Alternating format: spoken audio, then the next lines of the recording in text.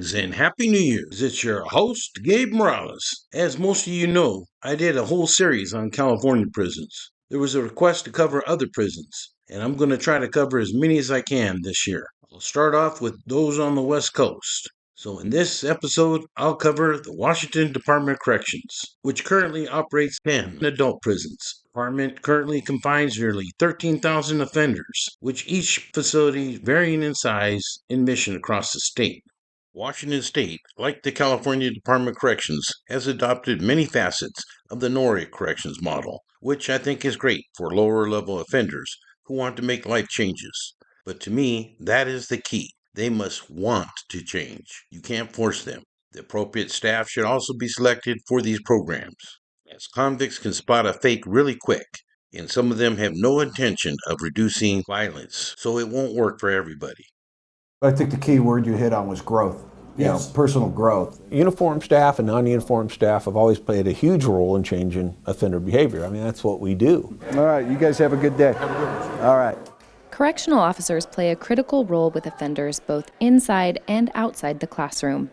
With the implementation of evidence-based programming, correctional officers are now on the front lines of making sure the learning doesn't stop. If they're not directly engaged in delivering the program, they're still aware of it. They're still aware of the principles, and it's changed how they interact with offenders. Motivational interviewing in particular changes how you talk to offenders and engage them, and puts it in a way where your communications are consistent with the same things that they're learning in their programming. That benefits everybody. If you can change behaviors, then of course you're going to make the community safer, and it should be our goal, is to not just put people in a cell, close the door, and forget about them for the term of their sentence. It's one thing I appreciate about Washington DOC, is that we're always striving to improve the conditions within the system, okay, but also improve the offenders themselves, make them better, okay, help them make changes in their life that will carry out to the street. And that's a good thing. The Airway Heights Correctional Center is located in the city of Airway Heights, just outside of this fairly large city of Spokane, and first opened in 1992. It has a bed capacity of just over 2,000 minimum and medium security beds. I interviewed mi hermano Vergero Bautista, who worked at Airway Heights as well as the King County Jail for many years, in a previous episode about his career. The Cedar Creek Correction Center in the little town of Little Rock, Washington, believe it or not, has a golf club. No, he's just looking for reception. It's okay. What the?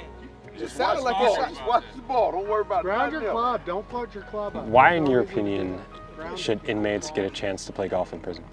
It's not like any other sport I ever played, because you're with people, but it's you working on yourself and finding a way to beat the odds. Regardless of what's happening, I still get a chance to come back, and I get to improve on myself. This is the most unlikely golf club in America, because to join this golf club, members must be paying off their debt to society. Cedar Creek Correction Center sits in the Washington woods and is home to approximately 450 men who have less than 6 years left on their sentences. Some of their offenses are severe. Some of their time locked up has been long. Every Wednesday night inside Cedar Creek Correction Center, a dozen men trade prison life for tea boxes.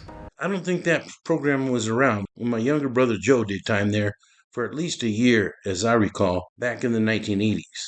The Clallam Bay Correction Center is located on the Olympic Peninsula, approximately 2 miles south of the scenic community of Clallam Bay. It is basically out in the boonies, like Pelican Bay is. It opened up as a medium security facility with 450 beds in 1985 and converted to a close custody facility in 1991. In 1992, it expanded to include an additional 400 medium beds, and today the facility can house approximately 900 inmates. It also houses maximum security prisoners, and currently approximately 70% of Clallam Bay offenders were convicted of violent offenses, with the average age being just over 32 years old. Clallam Bay is often called Gladiator School for all the fights that occurred between the youngsters. Late June 2011, the prison was put on lockdown after an inmate, Kevin Newland, attempted to escape and was fatally shot by a tower guard. Newland had help from another inmate carrying out the plan, Dominic Maldonado, who was serving prison time for a mass shooting he committed at the Tacoma Mall in 2005. I understand that these two took a correctional officer hostage to help Newland break out. Maldonado remains in the intensive management unit, which is basically 23-hour lockdown. May 2019, Clallam Bay officials stated that 81 inmates participated in a serious prison yard incident.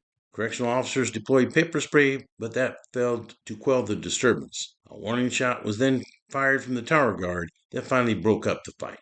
5 inmates were taken off-site for treatment of their injuries, with one who was hospitalized for a broken jaw. There are prison gangs and security threat groups active at all the higher-level DOC facilities, and I ran a few videos on those over the years.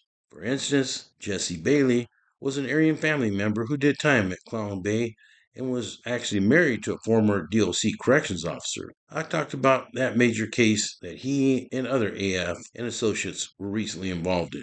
I also interviewed a former AF member who did many years in DOC.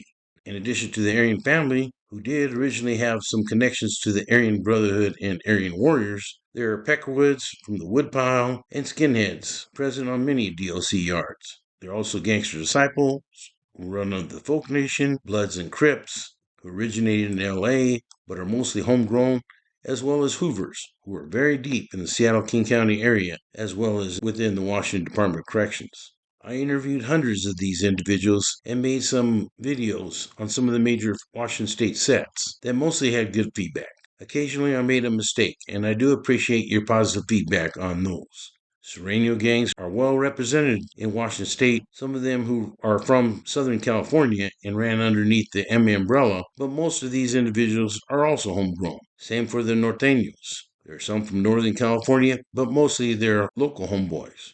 I did a recent video on their ties to the NF in the Operation Dizzy case. Just like in California, the Norteños are highly outnumbered by Sureños, but they tend to be more organized. In addition, there have been many Mexican drug cartel members and associates housed in Washington, D.C., who also sometimes had federal cases or were deported and sent to facilities such as the Tacoma Ice Processing Center, where I was a graveyard shift commander for a short stint. Outlaw bikers have been active for decades in Washington, D.C., as with the biker club that existed back in the days of Concrete Mama. The Coyote Ridge Correctional Center is a medium security prison located in Connell, Washington. It is the second largest prison by capacity after the Monroe Correctional Complex. Inmates at Coyote Ridge typically have more than 6 years up until a life sentence to serve. I understand that in early 2019, many of the facility inmates went on a food strike to protest the breakfast menu that was served to them. There's also a SAGE unit for elderly prisoners that house there. The Monroe Correctional Complex was built in 1910 and currently houses medium, close, and maximum security inmates. My Tio Nico, rest in peace, did time at the facility in the early 1960s. He never talked about it, and I didn't ask. I'm pretty sure he just wanted to forget about that time in his life. Just prior to him getting there on July 6, 1959, 4 prisoners attempted an escape from the facility by overpowering 3 guards, by taking them, 26 visitors, and 11 inmates as hostages. The prisoners were armed with kitchen knives and sharpened forks as shanks. They rounded up the hostages in the visitors' room and demanded a getaway car and safe passage to Canada, or stated that they would start killing people and rolling their heads out, one by one. After nearly 14 hours of negotiations, the situation was resolved when guards wearing gas masks applied chemical agents and stormed in, subduing the hostage takers. The incident was one of the most dramatic escape attempts in Washington State penal history. Aryan family co-founder Richard Carmichael was housed at Monroe when he made an escape. In early 1983, while he was incarcerated at the Washington State Reformatory, Carmichael planned an escape by leading officials to believe that his life was in danger in general population. So he knew that he would be placed into protective custody status pending investigation into the matter. Carmichael told several prisoners what he was doing beforehand and even after he was in PC. These prisoners went to prison officials and advised them that the information about Carmichael's life being in danger was just a misunderstanding. After he was released back to general population, Carmichael arranged for an associate to stab him in the stomach. When he was transported to the hospital, Carmichael escaped with the aid of outside associates.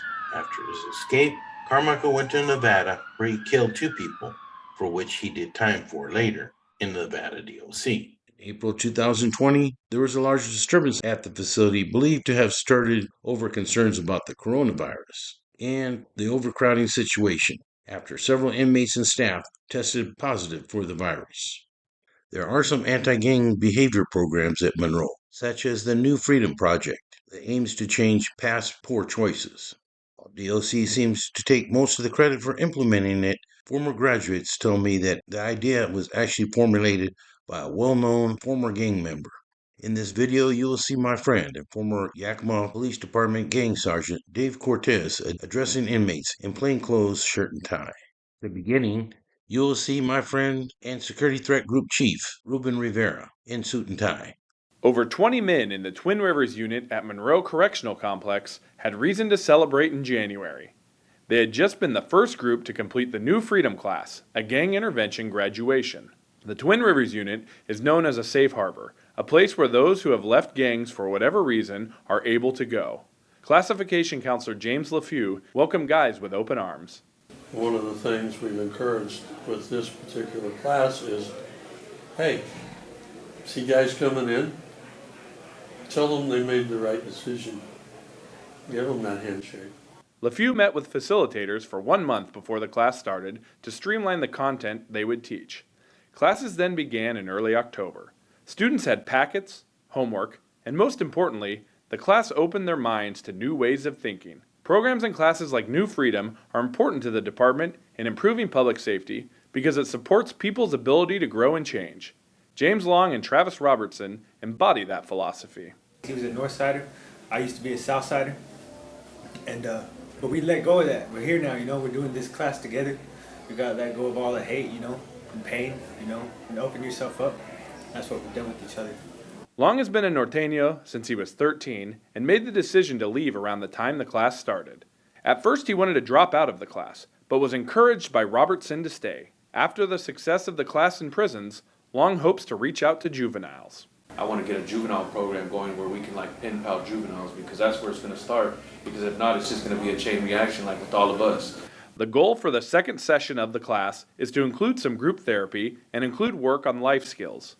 Stafford Creek Correctional Center is located in Aberdeen, Washington, and opened up in the year 2000. It has an operating capacity of just under 2,000 inmates and supports a mix of minimum, medium, and maximum security levels. Young Kin Benny Ng was one of the convicted gunmen in the February 1983 Wami massacre described in my Triads and Tongs video. He was received in Washington, D.C. in December 1983 and was housed at Stafford Creek for many years. He is currently 62 years old, serving a life sentence. Washington Correctional Center in Shelton was built in 1964 and has an operating capacity of 1,300 inmates. It is the reception center where all male Washington state offenders are classified until they're assigned to a more permanent facility. It also houses close security and maximum security inmates in the intensive management unit. Here we see their CERT team doing a cell extraction on an uncooperative inmate who had covered up his window in protest. In all jails and prisons, inmates cannot cover up their windows. They must be visible at all times for security and count purposes. In 1980, Washington State troopers stormed the facility after evening feeding in what was called the New Year's Eve riot that involved more than 100 inmates who roamed the facility, smashing windows and setting at least 4 buildings on fire. Washington State Patrol SWAT team entered the building and gained a foothold to retake the facility. The Washington Correctional Center for Women was originally named the Purdy Treatment Center for Women in 1971. It is located in unincorporated Pierce County with a Gig Harbor address. It has an operating capacity of 740, making it the main women's prison in the state. So I'll have to stop right there, but I'll be back soon for part 2 on the Washington Department of Corrections.